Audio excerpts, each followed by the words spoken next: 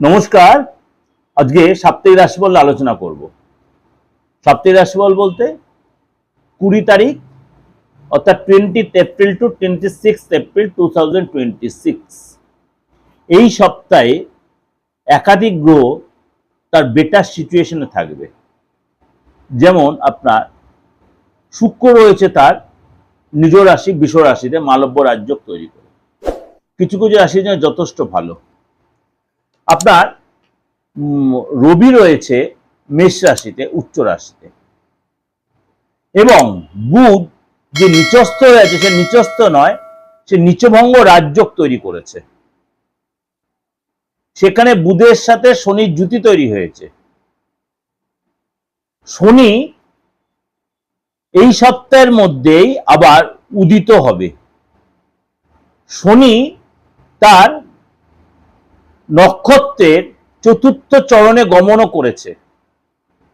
সুতরাং এই যে কথাগুলো, এইগুলো একটু যদি আপনার জানা থাকে তাহলে কতটা সুবিধা হয়। এরপরে রয়েছে আপনার বৃহস্পতি। বৃহস্পতি রয়েছে আপনার মিথুন রাশিতে, কেতু রয়েছে সিংহ রাশিতে, রাহু রয়েছে কুম্ভ রাশিতে। এই সিচুয়েশনে অর্থাৎ আপনার মালব্য রাজ্য তৈরি হচ্ছে, নিচভঙ্গ রাজ্য তৈরি হচ্ছে, বুধ আর শনি কম্বিনেশন হচ্ছে। এই কম্বিনেশন 12 রাশির ক্ষেত্রে কি প্রভাব বিস্তার করছে? আপনার শরীর স্বাস্থ্য বলুন, কেরিয়ারের ক্ষেত্রে বলুন, আপনার সন্তান বলুন, ফ্যামিলির ক্ষেত্রে বলুন, আর্থিক জায়গাটা বলুন, বা আপনার নিজস্ব প্রেম বা বিবাহিত লাইফটা কেমন যাবে, এটা আমি আপনাদের কাছে একটু ছোট ছোট করে প্রেজেন্টেশন করার চেষ্টা করছি। চলুন তাহলে জেনে নিই আজকে আপনার এই সপ্তাহটা আপনার জন্য কি অপেক্ষা করে আছে। তার আগে অবশ্যই আপনাদের একটু বলে রাখি যে আপনারা বলছেন যে বারবার এই কথাটা কেন বলতে হয় আপনাকে। অনেকেই হয়তো নতুন এসে বলছেন, দাদা আপনার প্রোগ্রামটা আজ শুনলাম, খুব ভালো লাগলো, কিন্তু আপনি এতটাই বুঝিয়ে বলছেন, কিন্তু আমার ডেট অফ বার্থটা সঠিক জানা নাই থাকার জন্য আমার বাড়ির সবাই হয়তো আপনার প্রোগ্রামটা দেখে তাদের রাশি লগ্ন অনুযায়ী একটা মিলিয়ে নিচ্ছে, আমারটা আমি বুঝতে পারছি না দাদা। নিজেকে খুব হেল্পলেস লাগছে, কেন আপনার প্রোগ্রাম দেখে মনে হয় একটু দেখে বেরোলে আমার বাড়ির সকলের মিলছে, আমি কিন্তু একটু কনফিউজড হয়ে যাচ্ছে আমার কোনটা রাশি। আপনার যেটা বলছেন যে কনফিউশন আসছে যে আপনার অ্যাকচুয়ালি তাহলে ডেট অফ রাশিটা কি, তাহলে আপনি হাতটা দেখান, হাতটা দেখিয়ে একদম প্রপার রাশি লগ্নটা জানান, সেটা জানতে পারবেন। ফেসটা রিড করে জানতে পারবেন। হাতটা দেখাতে পারছেন না, আপনি ফেসটা রিড করে আপনার নামটা জেনে আপনি যে ধর্মের লোক হন, আপনি নামের উপর বেস করে রাশি লগ্নটা আপনি বের করতে পারবেন। তার জন্য কি করতে হবে? 8910733259 94339601 ফোন করে একটা ফিস দিয়ে আপনাকে কিন্তু সেটা জানতে হবে, যদি আমার কাছে জানতে হয়। কিন্তু সেটা আপনি একদম ক্লিয়ার পাবেন, এবং সামনের দিনগুলো আপনার কেমন যে সেটা আপনি শুধু রাশি লগ্ন না, আপনার সামনের দিনগুলো কেমন যাবে সেটাও আপনি জানতে পারবেন। অর্থাৎ আপনি যে পে করবেন তার স্যাটিসফ্যাকশনের দায়িত্বটা কিন্তু আমার রয়ে থাকবে। সে আপনি যে ধরনের যেখান থেকে বলুন, যে স্টেট থেকে বলুন, ভারতবর্ষের যেখান থেকে বা বাইরে যারা আমার থেকে রীতিমতো সার্ভিস নিচ্ছেন অনলাইনে, সরাসরি চেম্বারে আসতে তা না, অনেক দূর দূর থেকে অনেকেই সার্ভিস নিচ্ছেন যা সরাসরি চেম্বারে আসা সম্ভব নয়। আপনিও সেই সুযোগটা কাজে লাগাতে আপনার রাশিটা কিন্তু প্রপার রাশিটা আপনি জেনে প্রত্যেকদিন আপনার রাশিফল বা সাপ্তাহিক রাশিফল মাসিক রাশিফলটা আপনি কিন্তু তার সহযোগিতাটা পাবেন। এবার বলি, কেন কেউ কেউ বলছে আমার বাড়িতে এত অশান্তিতে জর্জরিত দাদা, আবার খারাপভাবে নেবেন না, কেউ কেউ এক্সট্রা কিছু রিলেশনে জড়িয়ে পড়ছেন। দেখুন আপনার বার্থ চার্টে সেই শুক্র অ্যাকচুয়ালি রিলেশনে যারা তৈরি করে, কিন্তু রাহু আবার এক্সট্রা রিলেশনের জায়গাটা আচ্ছা আমি অবৈধ রিলেশন বলছি না, কিন্তু এক্সট্রা রিলেশন ওখানে দেখালো আপনি আপনার ফ্যামিলিগত লাইফে সেই রিলেশনে আপনি স্যাটিসফাই নয়, বা আপনি মনে করেন বিবাহিত নয় কিন্তু আপনি কারোর সাথে রিলেশনে আছেন, অপোজিট পক্ষ আপনাকে একটু ইগনোর করছে, কিন্তু আপনার তো চায় কাউকে একটু মনের কথাগুলো জানানোর, বন্ধুত্ব করার জায়গাটা হতে হতে হয়তো তার সাথে প্রেমে আপনি পড়ে গেলেন। সেই জায়গাটাকে ঠিক রাখার জন্য সেটাও কিন্তু অ্যাস্ট্রোলজার সাপোর্ট দেয়। এটা কোনো মিডিয়াতে অ্যাস্ট্রোলজার কেউ এত সাহস নিয়ে বলবে না যে এটা এক্সট্রা রিলেশন ঠিকই রাখার কথা। এক্সট্রা রিলেশন অবৈধ নয়, এক্সট্রা রিলেশন হচ্ছে আপনার সাথে যার মনের মিলটা হচ্ছে তার সাথে যদি আপনি মানে কিছুটা সময় কাটান, উভয় তো মেন্টালি স্যাটিসফ্যাকশন আসছে। সেটার জন্য আপনাকে অ্যাস্ট্রোলজারের কাছে শরণাপন্ন অবশ্যই যেতে পারেন, অবশ্যই যেতে পারেন।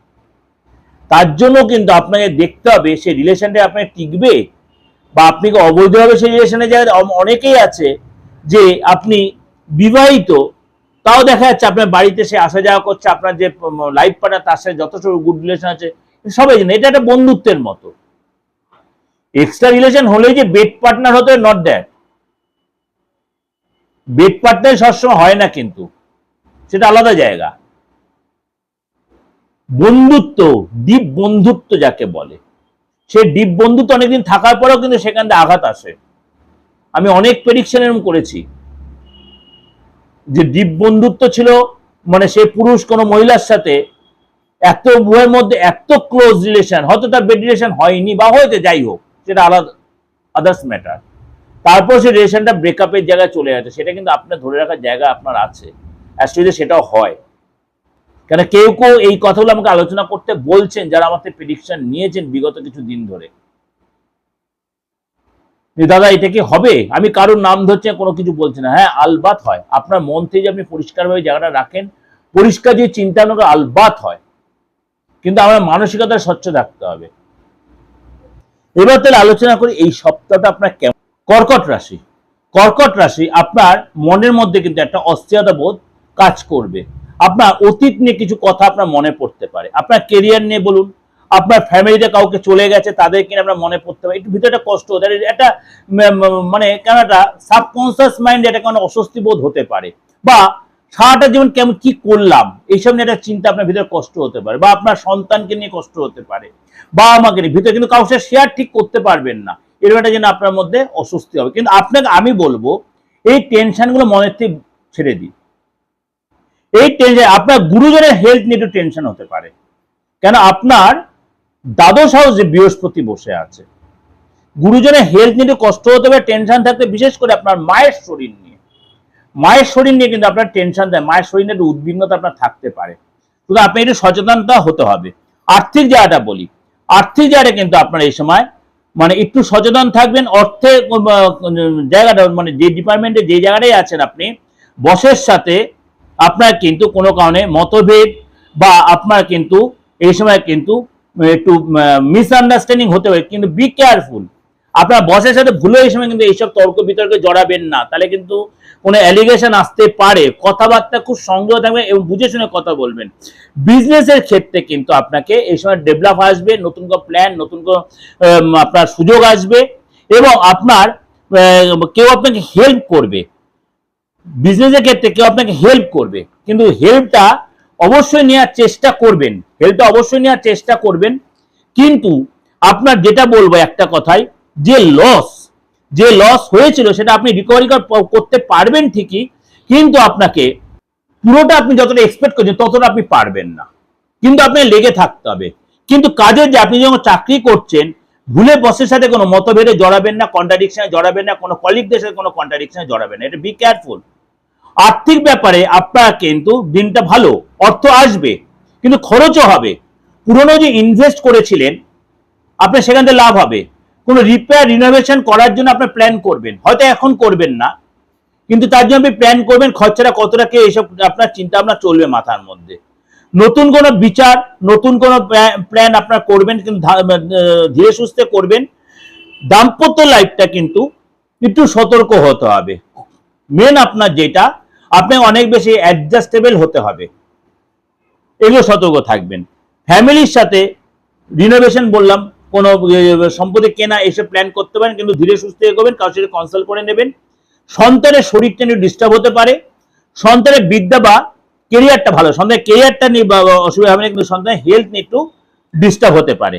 এবার আপনাদের একটু বলি, এই আলোচনার মাঝে আইনি ঝামেলা জর্জরিত, দীর্ঘদিন ধরে জড়িয়ে আছেন, আপনার লয়ার হয়তো পারচেজ হয়ে গেছে অপোজিট পক্ষের কাছে, আপনি কিভাবে সেটাকে নিজের ফেভারে আনবেন, কেসটা সম্পূর্ণ আপনার ফেভারে, বা দেখা গেল আপনার ভাই বোনের আইনি ঝামেলা আপনার কেস চলছে, আপনাকে মেরে দেওয়ার প্ল্যান করছে, আপনাকে ডিপ্রাইভ করার প্ল্যান করছে, পুরো কেসটা আপনার হাতের বাইরে চলে যাচ্ছে, আপনি সেখানটা কিন্তু আটকাতে পারেন, আলবাত পারেন। তন্ত্র পারে না এমন কোনো কাজ হয় না, খালি মৃত্যুতুল্য কষ্ট এরকম কোনো বা মৃত্যুসম ব্যক্তির জায়গাটা আমি অন্তত শিখিনি, পারি না। হ্যাঁ আগে হতো, আগেকার মৃতপ্রায় ব্যক্তিকে ফিরিয়ে আনা, কিন্তু আমি সেই জায়গাটা এখনো পৌঁছাতে পারিনি। কিন্তু এছাড়া তন্ত্র একদম অপারেশন থিয়েটারের মতো অনেক মানে ক্রিটিক্যাল কাজও কিন্তু ওঠানো যায়। এগুলো কেন ছোট ছোট আলোচনা করি জানেন? আপনার প্রতি মুহূর্তে বলছে দাদা আপনার একটু আপনি বলুন, আমাদের ডেট অফ বার্থটা নেই, আমাদের এরকম প্রবলেমে সলভ করতে পারছে না, চাকরি যারা প্রচন্ড শত্রুতামি হচ্ছে, আর শত্রু নেই, অশান্তি নেই, সারা পৃথিবীতে এমন কোনো লোক নেই। আর এই যে সমাজ সংসারে যে প্রবলেমটা চলছে, দেখছে আস্তে আস্তে থিতুর জায়গা আসছে, বলেছিলাম আপনাদের সেই জায়গাটা আরো থিতু হবে, আরো থিতু হবে। আমি যখন গ্রো ট্রানজিট নিয়ে আলোচনা করবো দেখবে সেখানে বলবো, কেননা পাকিস্তানের উপর কেন ট্রাম্প ভরসা করতে গেছিল সেটা আপনারাও জানেন, আমিও জানি, কিন্তু ট্রাম্প পারবে না, পাকিস্তান পারবে না, সেই ভারতের উপর ভরসাই করতে হচ্ছে। ভারত হচ্ছে এশিয়ার মহাদেশের একটা দেশ, পাকিস্তানও দেশ, চীনও দেশ, চীনও হচ্ছে এশিয়া মহাদেশেরই দেশ, কিন্তু চীন হলো না, পাকিস্তান হবে, চীন তো করবেই না। কিন্তু আবার ট্রাম্প হচ্ছে মানে আমেরিকা হচ্ছে মানে যেই গ্রহের অন্তর্গত, আবার ঝামেলা চলছে পশ্চিম এশিয়ার দেশের সাথে। পশ্চিম এশিয়া কোন দেশ সেটা আমি আপনাদের আগে আলোচনাগুলো করেছি, সেটা আস্তে থিত হয়ে ট্রাম্প আস্তে পিছু সরছে।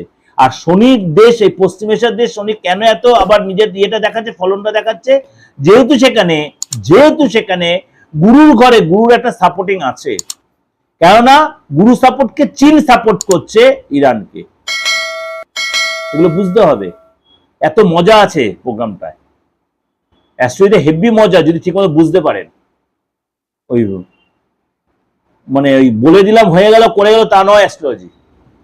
তাহলে গুরু এখানে কাজ করছে কি চীন,